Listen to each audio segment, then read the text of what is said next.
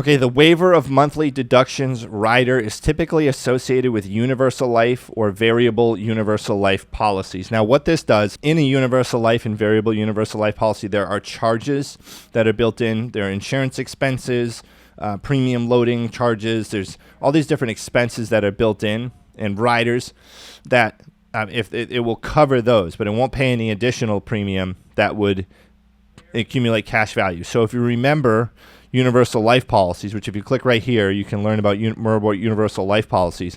But universal life policies have a flexible premium. So you can pay just enough to get by and cover the expenses, or you can pay more and it will increase and start accumulating cash value. So this waiver of monthly deductions rider is for universal life policies, so that they say, hey, if you're permanently disabled for 6 months or more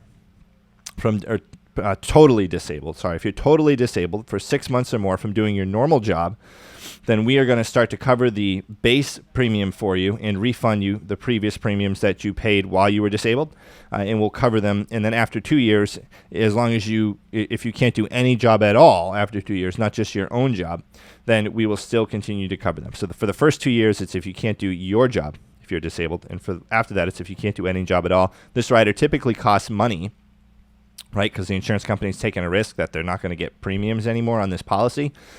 But it's designed to cover the base amount to keep the policy in force, not the amount that's needed to accumulate cash value. Okay, so if someone's paying $400 a month on their universal life policy and it's accumulating some extra cash value, they're paying extra and they're permanently disabled, the insurance carrier is not going to continue to pay that inflated premium.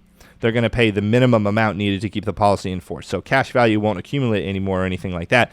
But it is designed to, hey, if you are disabled, we're going to make sure that the expenses in the policy at least get paid so that your policy is not going to just collapse on you while you're disabled. Okay, and the insured has to prove that they're totally disabled, and then after 2 years, they have to prove that they can't do any job at all based on their previous training, education, or experience. So if you found value in this video, subscribe to the channel, turn on post notifications, click this link right up here to learn more tips on how to pass your life insurance licensing exam course.